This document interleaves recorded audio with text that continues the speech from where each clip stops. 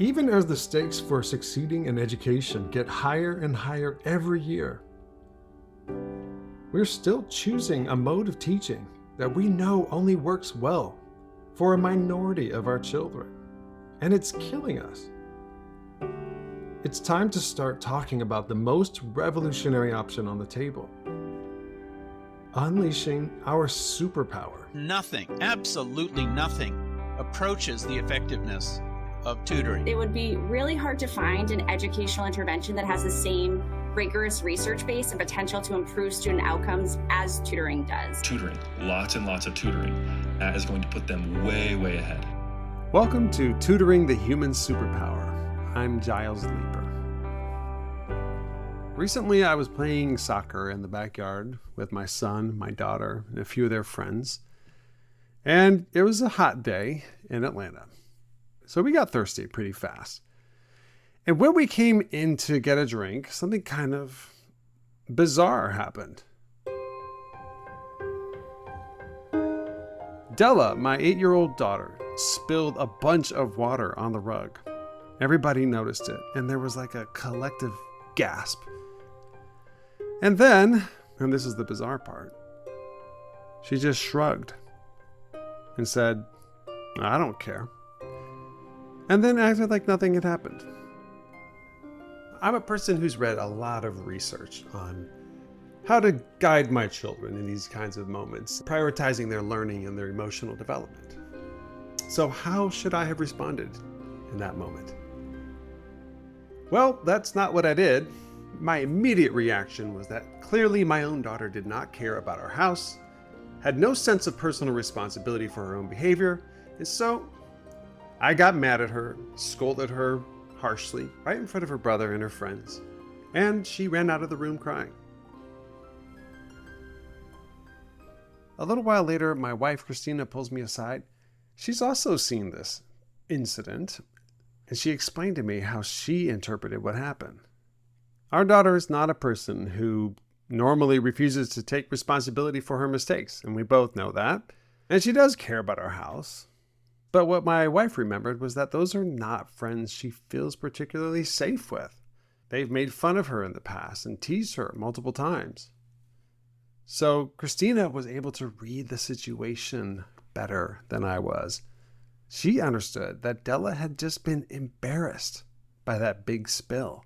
She acted like it didn't bother her, but that was sort of like an evasive maneuver. She was anticipating that they were going to tease her about it for being clumsy or whatever. And when Christina explained that to me, then I saw it immediately. I knew, of course, that that's what had happened. And I felt terrible. I went off to apologize to Della because by scolding her in front of them, I had only made everything a whole lot worse. If I had immediately understood what Christina had, I could think of a whole bunch of better ways that I might have reacted in that moment. But I didn't understand. In that moment, I failed to see the world from my daughter's perspective. Most of the time, I do think that my wife is a bit better than me at the skill that we're going to be talking about today. And that skill is called mind reading. I became interested in mind reading because the psychologists who have shown that teaching is very likely a natural, evolved cognitive ability have focused on this sort of amazing fact that children very often use sophisticated mind reading abilities when they are tutoring. And they do this without knowing that they're doing it.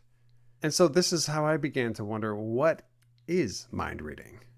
You know, in the psychologist sense, not the magician's sense. My guest today, Professor Ian Apperly, is an expert on mind reading. He is a professor at the University of Birmingham, in the UK that is, not Alabama, Birmingham. He's their director of the Center of Developmental Science. He is an experimental psychologist, and he's the author of a book called Mindreaders, the cognitive basis of theory of mind. I spoke with him to learn more about what mind reading really is. And of course, how does it interact with teaching and learning? Is mind reading something we have to try to do? Is it something we learn how to do, or is it cultural? Is it instinctive? Are we all equally good at it? Can it happen in large groups, or does it have to be more like a one-on-one kind of thing? These are some questions that Professor Ian Apperly has thought more deeply about than most. Thank you so much, Dr. Ian Apperly, for joining me today. You wrote a book called Mindreaders, The Cognitive Basis of Theory of Mind. In the most simple layman's terms, how could you explain what that title means? I think the intuitive idea is very straightforward, which is that some people are more socially able than others. That it feels intuitively true that's the case. And that doesn't just boil down to intelligence. So if you cast your mind around your friends and colleagues, perhaps you might, if you work in an academic or similar environment, it's highly selective for intelligence, broadly speaking, but there's considerable variance, let's say, in people's social aptitude. And so I guess there's a very broad question about, well, what is it then that's varying between people that isn't simply intelligence? And I guess the thought is that certainly part of the answer to that question might come from our ability to think about other people's perspectives, other people's beliefs and desires and intentions. So already I find this fascinating. Just this idea that mind reading skills, like the ability to think about other people's beliefs and desires and intentions, are related to general intelligence, but they are not one and the same, and they're not necessarily always correlated. And why do you use the term mind reading to describe this skill? I think the analogy with reading, actual text reading, is quite informative in that there is a sense in which we take information from observed behavior and people's facial expressions and stuff. Just like you have to take visual information and integrate it with some knowledge about how letters relate to sounds in order to read. But for text reading, you have to do more than that, right? Not all the meaning comes from that. You have to do loads of integration of context and background information in order to actually figure out what the meaning of the text might be. And I think mind reading is really similar. So you don't read off what someone's thinking just by looking really hard at their face, or at least not for anything interesting. Well, actually, that's exactly what I did with my daughter when she spilled that water. Basically, the problem was that I was just looking at her facial expression. She acted like she didn't care, and so I took her at face value. I didn't use my background knowledge, context clues to actually understand what was going on. I really love this analogy between mind reading and book reading. Both of these kinds of reading involve bringing together lots of different skills, but neither one is entirely correlated with intelligence. Dyslexic people can have average or above average intelligence, but still struggle with decoding words. And meanwhile, some otherwise neurotypical people don't know how to decode facial expressions or other emotional signals. Are we all equally good at mind reading? And if not, how can you measure that? How can you tell? We've done some work with patients who've had a brain injury, strokes, for example, or alternatively in young children who perhaps haven't developed these abilities. A lot of research has originated with some really surprising findings that you see with children. Surprising to psychologists, maybe not to parents. So you can ask young children, you tell them sort of simple stories which set up a difference in perspective between the child themselves and a character in a story. So one classic version, there's a character called Maxie who hides his chocolate in the green cupboard in the kitchen and then goes outside to play. And while he's outside to play, his mum moves it for some reason, so now it's in the red cupboard. So Maxie put it in the green cupboard. His mum's moved it to the red cupboard. And then the critical question would be, well, when Maxie comes back, he wants to find his chocolate. Where will he first go and look to find it? And if you've kept up, then the answer obviously is that he'll look in the green cupboard where he first put it, because that's where he thinks it is. The striking finding is that many 3-year-olds, the majority of 3-year-olds, will say that he'll look in the red cupboard. They make an error that suggests that they're struggling to imagine, or at least to keep track of, or at least to acknowledge that his perspective is different from their own. If you like, egocentric in a technical sense, not in the selfish sort of sense. 3-year-olds are prone to that kind of error, and by around 5, pretty consistently don't make that error any longer. what Ian is talking about there is a version of what is commonly called the Sally Ann test. And versions of it have not only stumped 3-year-olds, but also people who have had strokes or other injuries to very specific regions of the brain, regions that control mind reading. Also, sometimes people with very specific types of intellectual disabilities can fail versions of this test while still having a very high IQ. Is mind reading automatic, or is this something we have to think about doing? Or is there maybe some nuance there, like for different kinds of mind reading?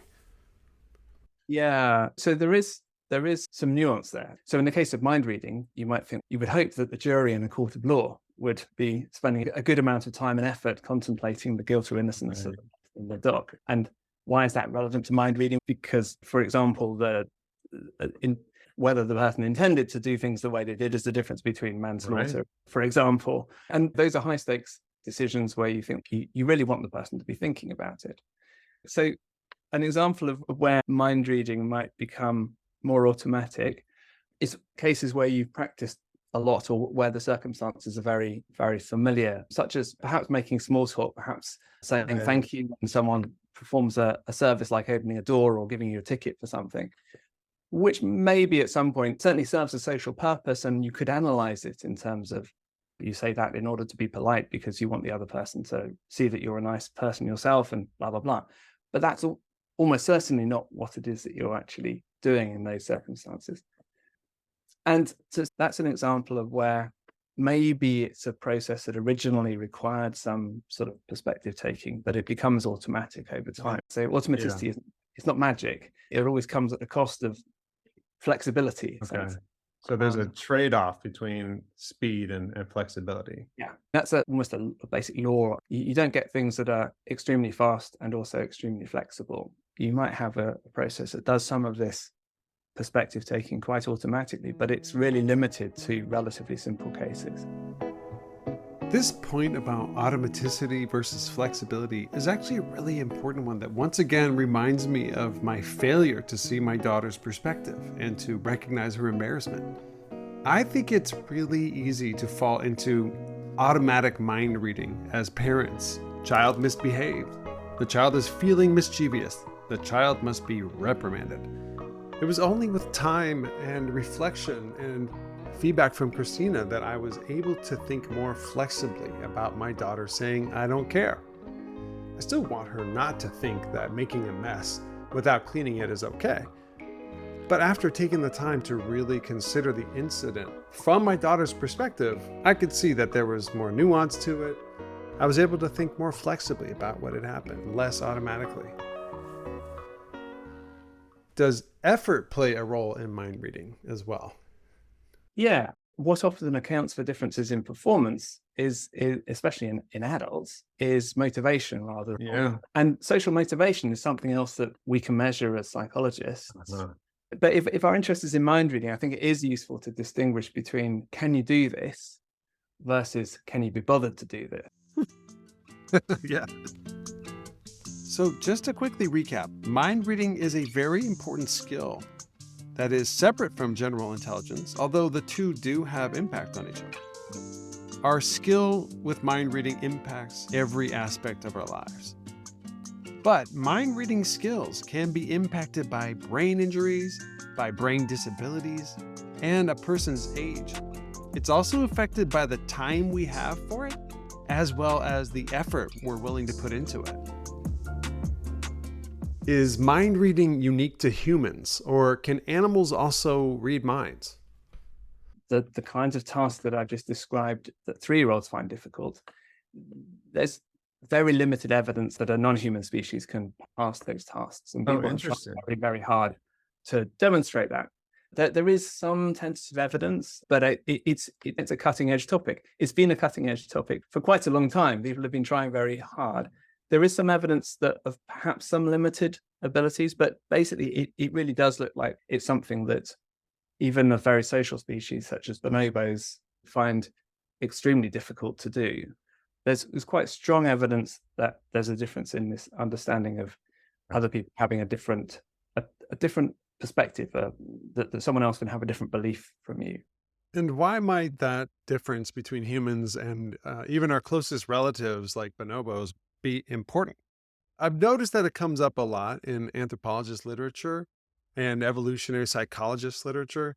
Like, why do evolutionary psychologists seem to talk about that and care about human mind reading? So why do the evolutionary psychologists care about that? Because if you're trying to explain things like cumulative culture, Right. so is that you build on previous innovations in order to develop more and more sophisticated technologies, for example, that depends, among other things, it depends very heavily on learning from other people.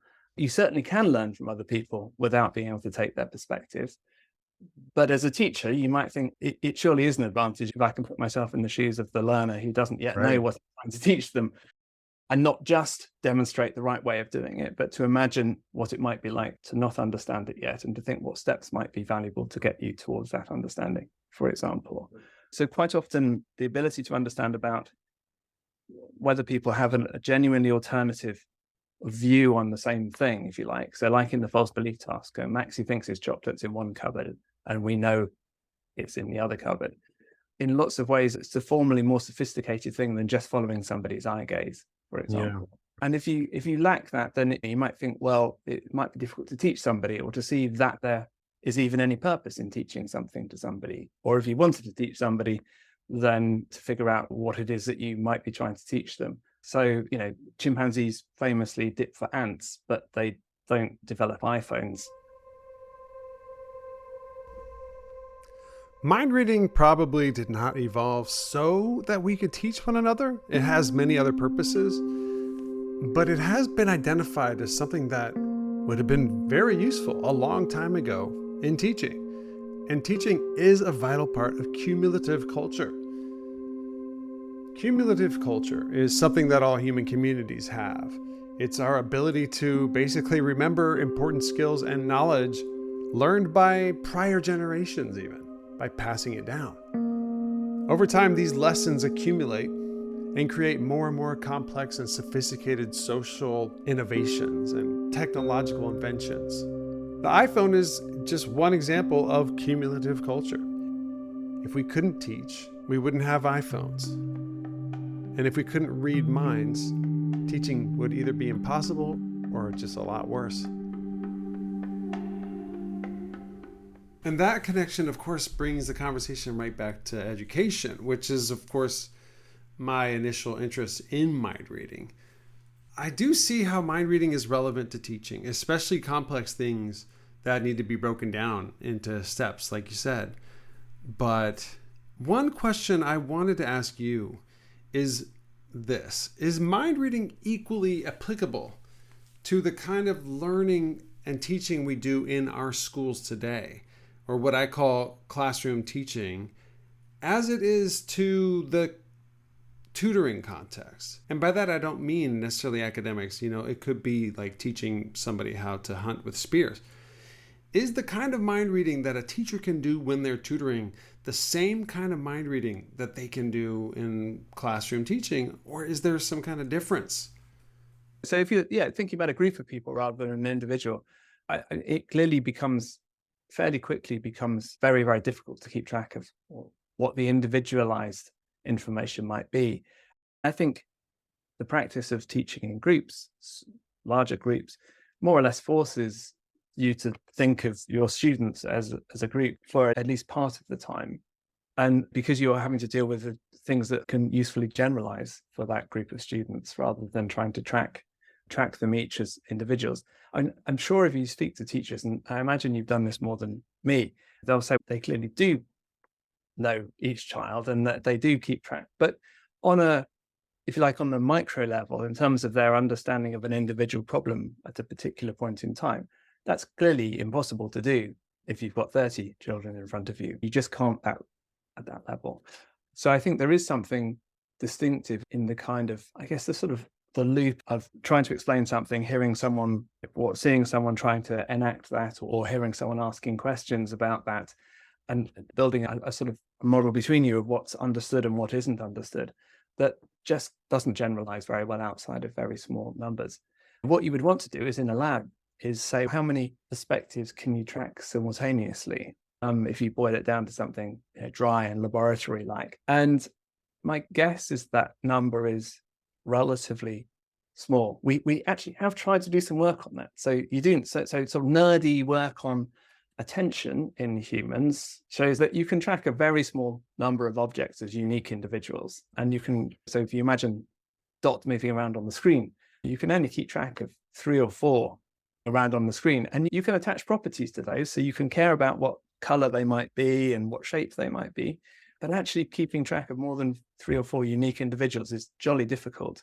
That is interesting because the research on tutoring shows that tutoring 3 students is just as effective as one-on-one. Yeah. And 4 is maybe. It depends. It's a little more wishy-washy. 5, not really. 6 is just not tutoring. It's just group thinking. And so for me, that's a really interesting connection. Yeah, I wouldn't want to push it too hard, but it's an intriguing one because that ability to keep track of around 3 things, there's a surprising convergence on this. There's something about around 3, maybe 4, and it's actually 3, maybe 4. Sometimes it's not entirely clear. It's jolly hard to keep track of more than 3 or 4 things. Mind reading is clearly a big part of scaffolding, which I covered in episode 2 of this podcast. And so it's a big part of tutoring. And researchers who know that often expect mind reading to be a big part of all kinds of teaching. But there's actually some pretty solid evidence that it's not actually a very big part of the kind of teaching that goes on in most classrooms. In 2023, there was a study by Barazza and Rodriguez that compared teachers to non-teachers on mind reading skills. They expected to find that classroom teachers would have stronger mind reading skills than regular people because they get to use their mind reading skills so much. They have practice, but what they actually found was the opposite. Classroom teachers, on average, had measurably worse mind reading skills than non-teachers. Not by much, but they were slower to pick up on emotional cues than non-teachers. Some other cognitive skills that they measured were higher for teachers, things like working memory and efficiency with tasks, but not on mind reading. They found this puzzling. To me, having been a tutor and a classroom teacher, it makes perfect sense. If you are constantly focused on understanding the perspectives of each of the children in your classroom, it will drive you completely bananas. Look, there's a child who looks sleepy. Or is she maybe bored during the lesson I'm giving right now? How is this lesson going from her perspective? Or maybe she's confused and she's just acting bored. I wonder which part of what I said might have confused her. Oh, and what are the other 20 kids thinking? If all of that is going through your mind while you're trying to teach a classroom, I'm sorry, but you are a bad teacher. You have to develop automaticity as a teacher. You have to do things fast.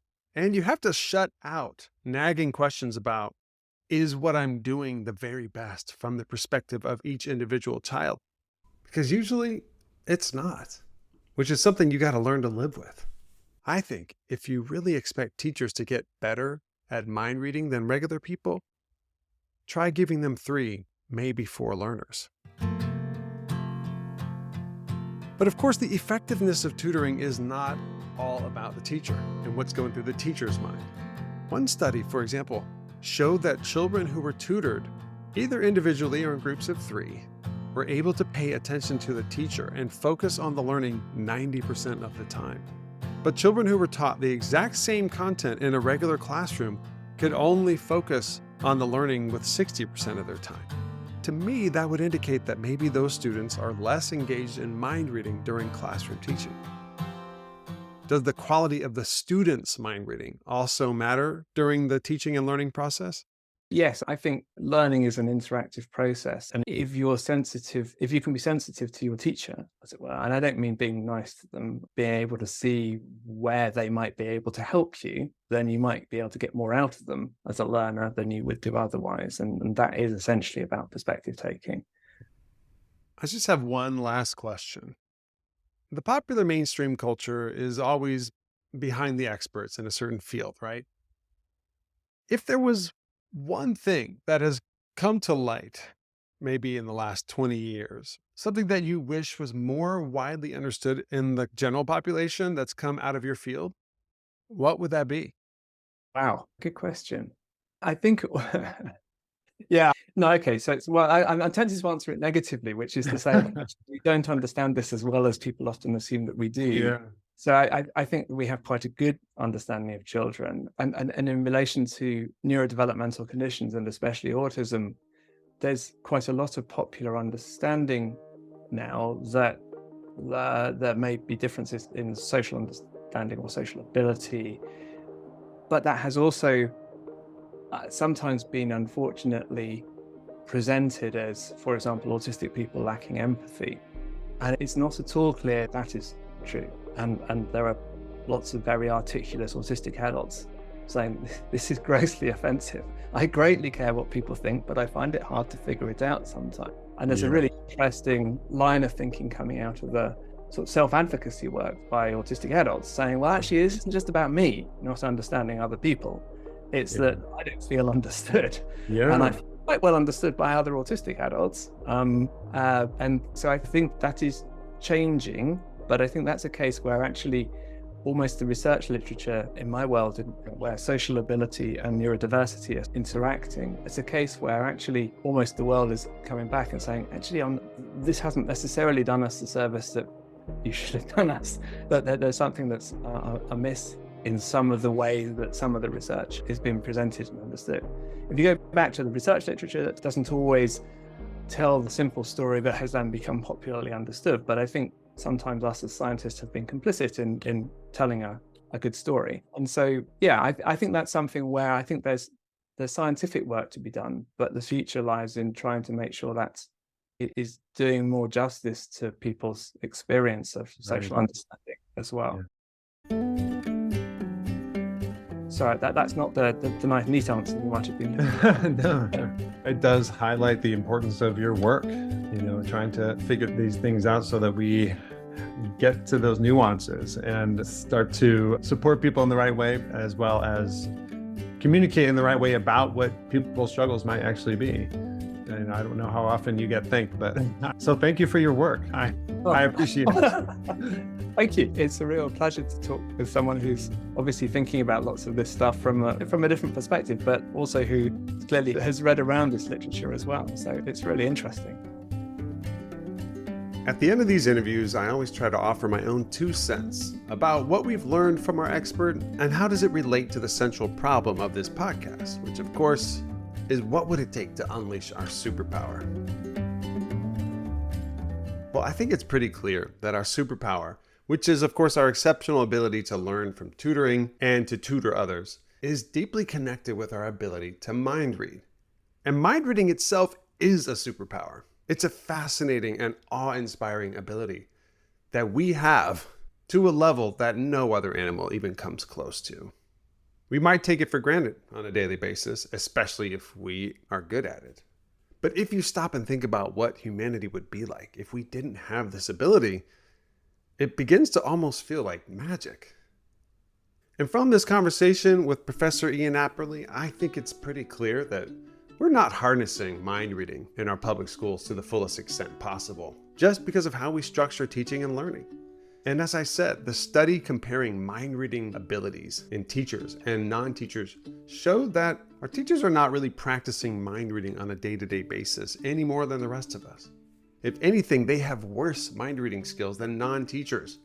There's just a limit to the number of individual minds that we can track all at once before we shift away from mind reading and into groupthink, thinking about people as members of a group instead of as individuals, which is an entire different branch of psychology. So I could say now that in order to unleash our superpower, we're going to need to bring mind reading back into the center of education, where it originally was. When mind reading is a really important part of learning, people learn more. But if I'm honest, that's what I already thought before I spoke with Ian. What really shifted my thinking was actually more to do with one of the last things he said, and it had very little to do with academic learning. It was about people with autism feeling misunderstood. Misunderstandings are basically failures in mind reading. Failures to take a perspective. It's a failure to see the world through another person's eyes. When I approached my daughter Della to apologize to her, she was so mad at me. She refused to let me put my arm around her. But when I told her that I understood the reason that she had done what she did, she immediately threw herself into my arms and hugged me tightly. I think maybe even it allowed her to understand why she had done what she did. I honestly think that her knowing that I was sorry was not as important as her knowing that I understood her. Failure to understand is a huge problem that goes beyond people with autism. People on the left side of the political spectrum don't feel very understood by people on the right, and the reverse is also true. People who are neurodivergent feel misunderstood. People with different religions, different sexual preferences, different races. And yes, one contribution to all that can be poor communication about the actual science, which is what he was talking about. That's Ian's job. But as educators and as community members, I think we could do better too. Many of us have long hoped that public schools would become places where we learn to understand people who are different from us. But when we teach kids in large groups, we don't put teachers or students in a position that's really good for that. Growing up, I sat in rooms with children who had autism. But sitting in a room with 30 people, including people with autism, didn't really give me a chance to understand those people or see the world through their eyes. And the same is true of the children who had different political beliefs from my own. Sure, when we would pick our friends, we did have the opportunity to dive deeper and to really understand other people. But when we do that, we normally tend to pick people who are just a lot like us already. And many of us don't even go to schools with people who are all that different from us. Highly educated people generally prefer to send their kids to schools with the children of other highly educated people, for example. So we miss out on one of the great opportunities of public schooling, which is the chance to deeply understand people, to view the world through perspectives that are different from our own. I know that I have a tendency to focus too much on academic learning that can take place from tutoring, which is one of its important benefits. But thanks to this conversation, I think that to unleash our superpower would require us to think really intentionally about the opportunity to really understand one another that came from just spending more time in groups that are small enough for mind reading to really take place. Teacher-student mind reading, student-student mind reading, all of that can happen more often in groups of 3 and maybe 4 other people. Also, if we were to learn more in groups of 3 and 4, then we might be willing to send our kids to schools with kids who are very different from ours. We'd know that they were safe and their needs were being met. We might even be willing to buy houses and neighborhoods with people that are different from us. To unleash our superpower would be to transform our schools into institutions of mind reading, perspective taking, and seeing the world through other people's eyes. As always, thanks for listening, and you can reach me at gilesleeper.com.